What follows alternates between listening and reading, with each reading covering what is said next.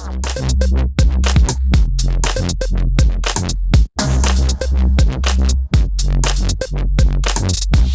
have a good day today? Yeah, it was Sunday. It was beautiful out. I had a great day. I took my dog for 2 walks. I got a run in. I went to the gym at Planet Fitness. I drove all the way here to Grand Rapids. I hit my step count masturbating in the shower, right? Yes! Love it when that vibrates and goes on. It's a whole new level. It's a whole new level. So now that we're back from the pandemic, there's some things we wanted to celebrate. So I wanted, there's not a lot to celebrate over the past year. So I wanted to celebrate my vasectomy. Thank you. You weren't getting pregnant, but thank you. I appreciate it. No, and so my best friend called me up. He was like, David, why would you get a vasectomy? And I told him, because I have 2 beautiful daughters. And they're the only girls that I need in my life. And they're incredible. And then my ex-wife found out that I was getting a vasectomy, and she asked me why. It's because I told her I was crushing so much ass. She hates that joke. And then, actually, the third reason I got the vasectomy is because I met my deductible in health insurance last year. So, yeah, the joke there is healthcare. No, but my cousin gave me a 4th reason because he's 2 years older than me. So he's 43, and he got his 23-year-old wife pregnant. That's the reaction we had at the family reunion, so that's good. So he got his 23-year-old pregnant. It was like one of those 90-day fiancé things. So you can't blame him too hard. But I don't like to get political, but he was very Trumpy. He was always like, build that wall. I'm like, you flew her over 3 oceans. I don't think immigration works. No, but when you go in for the vasectomy, it's a cold, sterile room. And so the nurse came up to me and she was like, hey, can you take off your pants and hop up on the table? I'm like, I've done this in Vegas. I'm good, yeah. They wear the same outfit. It's confusing. Anyway, so she gets up there, and I was like, so how's this going to work? Do I just put my earpods in and just listen to some music? And she was like, no, he's going to talk to you through the entire procedure. And I was like, that's awkward. I don't even like it when people are talking to me when I'm holding my penis in the urinal, right? This is not right. And so he was sitting there talking to me, and actually he was telling me about his son who's in his 4th season in Second City in Chicago, which is a comedy troupe. And so I was sitting there, I run some rooms in Kalamazoo, and I was like, hey, I would love to get your son over here, get some time. Ladies and gentlemen, there I am, pantsless, having somebody tug on my balls, and I'm booking shows, right? Yeah! Never felt like Harvey Weinstein before. Still a bad guy, yeah. Oh my gosh. So comics had to do other things to try to get famous during this time because we couldn't do stand-up. So I did TikTok. Any TikTok fans out there? All right. I got over 10,000 followers on TikTok. That was a pretty big accomplishment. I was really excited about that. And I just came back from their family reunion. My cousins were crazy about it. They wanted to do all these videos with me and everything, which I thought was pretty cool to have 10,000 followers, 9,000 of which are just gay dudes. Which is fine. That's okay. Because as a 41-year-old divorcee, I don't get a lot of compliments. And they are so sweet. They're so nice. They would put little comments on my wall, and you have to comment back in order to get that interaction. And my cousin, who's gay, was like, you really have to be careful how you address the gay community. And I was like, Drew, I didn't say anything offensive. And he was like, well, I'll give you an example. One of them said, if you think our compliments are good, wait till you taste the rainbow. I was like, what was wrong with my reply? He goes, you said, I love Skittles. I mean, that's an honest mistake. That's an honest mistake. And then another person wrote down on there, he was like, you're a sexy bear. Which, okay, she knows what that means. I did not know what that meant. So I replied, grr.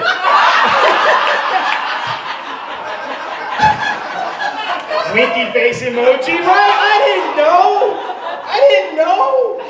So my brother-in-law is really feeding into it, so he also has TikTok. So he now calls me Brother Bear, which puts a whole new twist on the family reunions and everything. But no, it's fantastic. I love my family. I love having those kids, do that stuff. Speaking of kids, I have 2 amazing, beautiful daughters. Thank you. I'll let them know you clapped. No, but what I love about my kids is that, I love taking them camping. And this summer we went camping quite a bit. And so when I took them camping, camping, we're setting the bar entirely too low for single dads.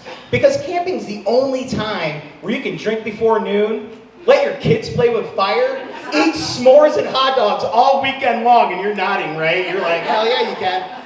And everyone around is like, oh, he's such a good dad. Look at all the life skills he's teaching his kids.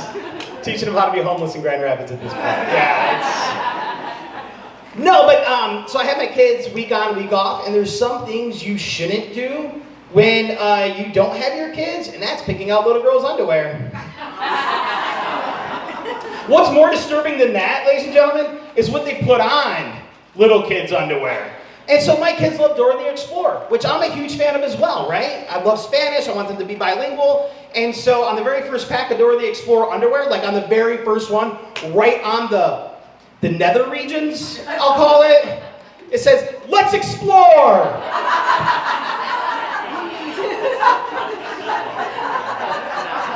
Let's not, right? Yeah, thank you for writing that next tag. Yeah, no, let's not. And then her cousin's on there. Who's her cousin? Diego.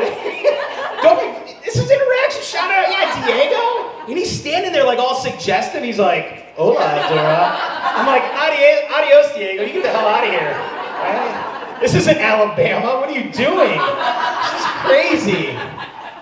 But I felt like I missed the underwear phase when I was a kid. Like, I didn't have a pair of underwear, right? I didn't have a pair of Incredible Hulk underwear that said, Hulk smash! No! I didn't have that. I didn't have a pair of underwear with, like, Thor on. He's like, feel my hammer, right?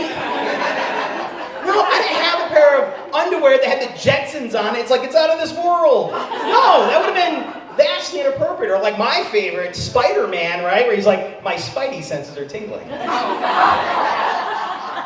I love that reaction. So I think digital music has completely killed music in the bedroom these days. Can you all agree? Yes, thank you. Because back in the day, I used to put some tunes on with a CD. But nowadays, it's always like, Alexa, play Boner Jams 03. Just doesn't have the same ring to it, right? And so my go-to CD was Dave Matthews Band. Any Dave Matthews Band fans out there? Yeah! And so I was getting on one night with a beautiful young lady, and I was like, hold on, let me go put on some Dave Matthews Band. She goes, I swear to God, if you put that in there, I'm leaving. She was not bluffing. Yeah, she left. Yeah, she left. The only thing more disappointing than not making love to Dave Matthews Band is masturbating to it. But the tears make good lube, is what I'm trying to tell you. The tears make good lube. All right, so I'm going to leave you on this one. My beautiful daughters. I never thought I'd say this into a microphone, but I went first, so I'm going to go ahead and do it. My beautiful daughter is she's becoming a woman. Yeah, she's growing boobs, which I'm not going to lie, I'm not a fan of. And I always thought I'd be a fan of boobs. Just not on your own daughter, right? So the other day, I was stocking the linen closet, and she left the door open, and she was getting ready for a shower, and she was checking herself out. And I was like, hey, what the hell? And she just went, huh? And I was like, what are you doing? And she was like, sometimes I just like to shake them. And I'm like, baby, those are your boobs. You can do whatever you want to them. I'm not a Republican, and I'm not going to tell you what to do with your body, right? But my other daughter, because she is now, developing, so my other daughter is much younger, not developing, but she's taking all the training bras away from, like, Addie, the ones that are too small for Addie. And so she grabbed like 8 of them, and she gets into the car, and I'm like, why do you have training bras? And she's like, well, Daddy, these are too small for Addie, so I thought I could just wear them. I'm like, oh, babe, but you have nothing to train. And she was like, I know, Daddy, I'm flat as a pancake. I was like, that's pretty funny. And then she said, and everybody loves pancakes. I was like, no!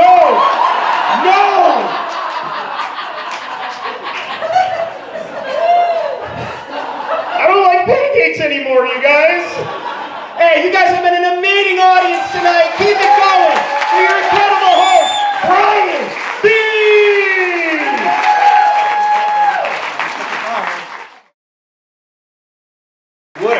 feeling it is to be out and about. On a Sunday night, we're going to tear this fucker up. But there was a time in my life when it was almost impossible for me to get out of the house because my wife and I had 3 children in 39 months. Yeah, then we discovered the cause. And so I told my neighbor he had to move. Which is sad because I really miss seeing my brother. I mean, it's just sad. But, you know, and it was weird because we got 3 kids running around. They're up all night, eating, drinking, shitting their pants, throwing up, passing out. My wife and I realized that we weren't raising 3 children. We were running a frat house is what we were doing. Welcome to Eta Sigma Kappa, which in Greek means eat, sleep, and shit. So my wife looked at me. She goes, "You are not touching me again till you've had a vasectomy." At which point the family dog looked up to me and said, "Hey, welcome to the party, pal." So, now, I won't go through the procedure, but I will talk about the recovery. So the doctor said, all right, when you get home, all weekend, you got to ice down your marbles. And if you want to, you can use bags of frozen vegetables. So all weekend, it was like frozen corn, frozen peas, frozen broccoli. My crotch turned into a golden corral. Bunch of lousy vegetables surrounding a small, worthless piece of meat, you know? So...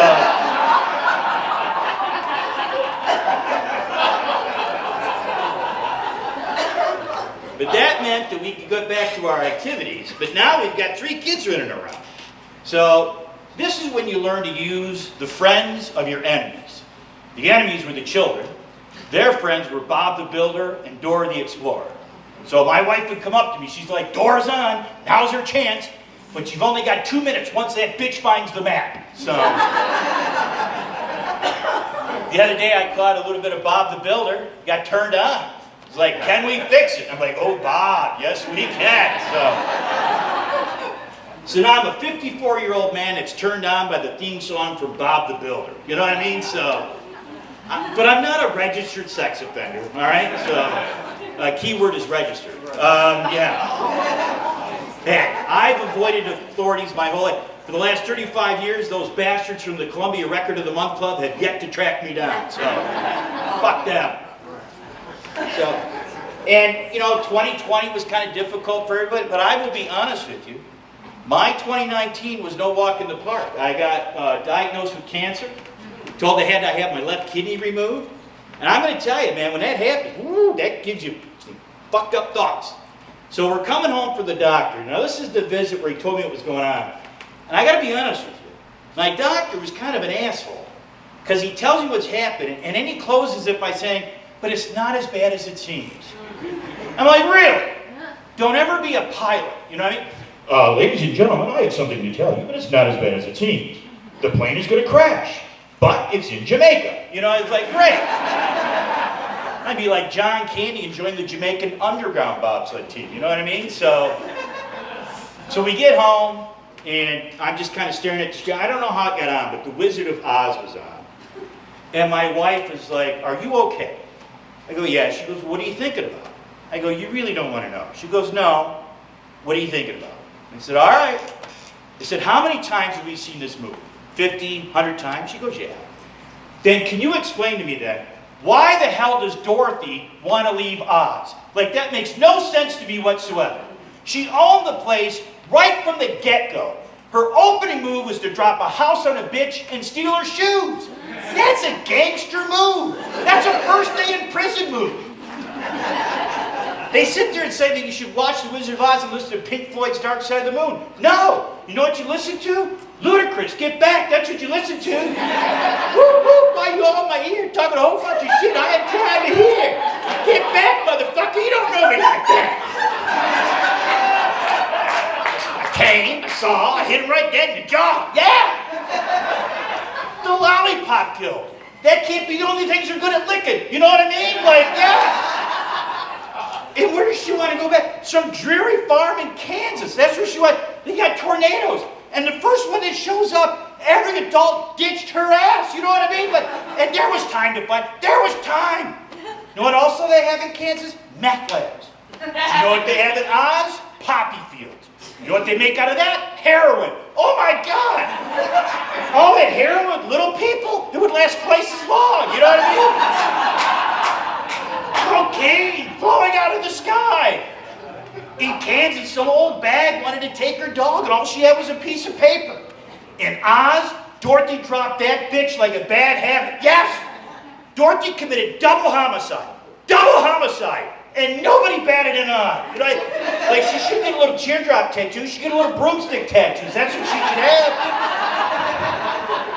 She could be a drug lord with an army of flying monkeys and commit homicide whenever she wants. Why would she leave that? Why?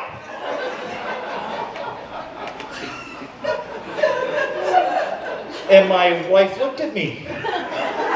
And she's like, I don't think that's what you're upset about. No! Oh, the stuff I had to go through. The doctor said, well, I need to insert a stent. It took me 3 seconds to figure out that this guy wanted to go the wrong way up the yellow brick road. You know what I mean? And he's calm about the whole thing. Like I shove stuff in my dick all the time. No, not since I've been 10. You know what I mean? So he's like, well, it'll be 2 feet long. 2 feet! You've seen it, right, Doc? 2 feet seems a bit excessive. Is this going to come out of my ass? Are we taking a hold of China? Like what? He goes, well, no, but it'll have a string on the end of it. A string on the end of it? Are you trying to turn me some perverted cat toy? Am I going to go fishing with Andy Griffith? Like what the hell? He goes, well, no. That way you can pull it out yourself. Pull it out myself! What kind of POS PPO plan do I have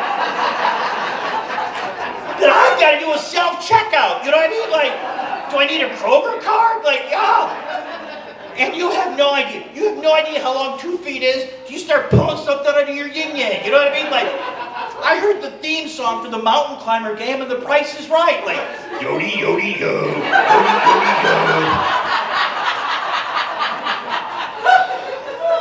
And I don't ever want to see the magician with the scarf trick ever again. Like, make him stop. But I survived, just like all of us. I survived. All right, my name's Bill Morrison, everybody. Thank you. I didn't think I was going to relate so much to David's set earlier, but I kind of like to shake him too. Like I realized that. Hello. As he said, my name is Elena Gonzalez. I'm just going to jump right into it. I'm 41 and I'm dating again, and it's fucking gross. It is. I don't know if any of you guys are back on the dating scene. But really, in 2021, dating is nothing but doing this. Like, I have really strong left thumb muscles. But that's really all it is, and I was like, I'm 41, I'm too old to be out there on the apps with you kids. But then I realized I've done online dating before. Just back in my day, we called it AOL. And yeah, we had to go to Kmart and get a CD of free time, and then take it home and pop it in the gateway and hope that nobody called for the next 8 hours, because that would really mess up your game. Type it in the chat room. For any of you that have done the online thing, and especially in AOL, the first thing that you had to do was come up with a screen name. And while we were sitting there, I had a friend of mine over. We were 17, and we decided we would do what any 17-year-old girl would do, and we decided to partner together to create the world's most perfect slutty teen. And so we put our brains together, and we're like, okay, we're probably gonna be talking to a lot of nerds. Nerds are really into, I don't know, comic books and cartoons. Let's stick with like Thundercats. Like Chitara is pretty hot. We'll go with Chitara. But Elena, how are you gonna let him know that you're a slut? I'm glad you asked. You slap a 69 on the end of that screen name. And there you go. Shitara 69 was born. So we're, up in the chat rooms, ASLing it up. I love the small giggle, like, oh, I remember what that means. And we meet Bryce, 22M, Northville. Yeah. Now, the year was 1997. The modem was, I don't know, like 38.8 or something. We did not have the bandwidth for dick pics or OnlyFans. So when Bryce, 22M, Northville, says hello, he's 22. We know that. We know he's a man. We know he lives fairly close. Then he tells us he's a former lacrosse player and he has his own apartment. Score. That's pretty much all we needed. But we realized at this point we've lied to Bryce. We said 19F Ypsilanti. We were 17 2F Ypsilanti. And we realized that being two people was a harder lie for us to really pull off. So we told him, hey, there's two of us. Fun fact, if you tell a horny guy online that he's talking to not one, but two slutty teens, he will still give you the address to his apartment. I know. I was surprised too. So we got that address, we popped it into ye old MapQuest, printed out all 12 pages, and got in our car ready to go. As we're driving up to Bryce's house, we get a flat tire. And I don't know if you can tell by my outfit, but you take this back a couple years, I'm not really mechanically inclined. So a flat tire had the potential to really ruin my day. Thankfully, a scary truck driver pulled up behind us to help us out. And my first thought was, oh no, I don't want to get raped and murdered on the side of the road. I want to get raped and murdered at Bryce's house. You really could have fucking this up for me, truck driver. But thankfully he was sweet and he helped us out and got us back on the road. So we make it to Bryce's house. We knock on his apartment and we're like, oh, what is he? Did he say he was blonde? I think he said he was blonde and, he's a former lacrosse player, so he's probably, I don't know, wearing puka shells or... It's 1997, people. Like, we're trying to set our expectations. The door opens. Bryce was not blonde. He was not wearing puka shells. He also was not 22. Yeah, you guys probably saw that coming. Instead, 39-year-old Craig opens the door to greet us. Yeah. 39-year-old Craig had that hungry like the wolf look in his eyes. Because he just convinced two teenage girls to come over to his apartment. They probably didn't tell their mom where they were going, and he was wearing a white t-shirt that didn't fully cover his beer guts. Yeah. Now, if we were smarter, we would have taken one look and said, all right, thanks, have a good night. But then Craig starts talking about strawberry daiquiris.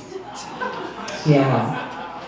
And I don't know about you, but 17-year-old me, yeah, if you ever needed a way to get to my heart, or frankly, in my pants, sugar and booze was the way to do so. Who am I kidding? 41-year-old me, that works pretty well too. So we still went into Craig's apartment. I feel like we've connected on this. Have you guys ever seen American Psycho? Okay, all right.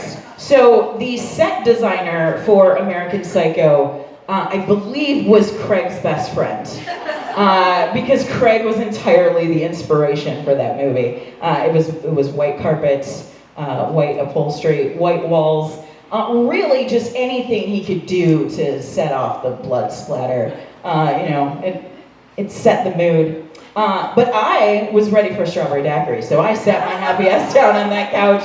I am ready. And my friend, in a shot of genius, decided to watch Craig decided to watch Craig make this drink. She saw him pull out the blender, put ice in the blender, turn it on.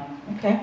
She then saw Craig open the refrigerator and pull out 2 perfectly made drinks.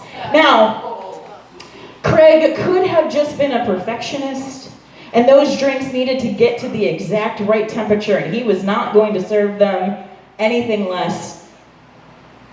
Or he needed 4 hours for the horse tranquilizers to dissolve. And frankly, we weren't going to wait and find out. So my friend gave me the look.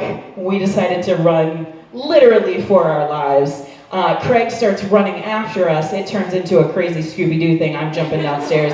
He's jumping downstairs. We go booking through the courtyard. And in a brief life-saving moment, I hear an angel shout out, "Hi, Craig." Don't know who this woman is. We'll call her Marge. Marge was coming home with her groceries, and she stopped Craig dead in his tracks. He shouted out, "All right, ladies, have a good night." What? Did we just... what? We make it to my car. My friend looks at me. I look at her. We continue to scream in each other's faces for the next 2 minutes straight.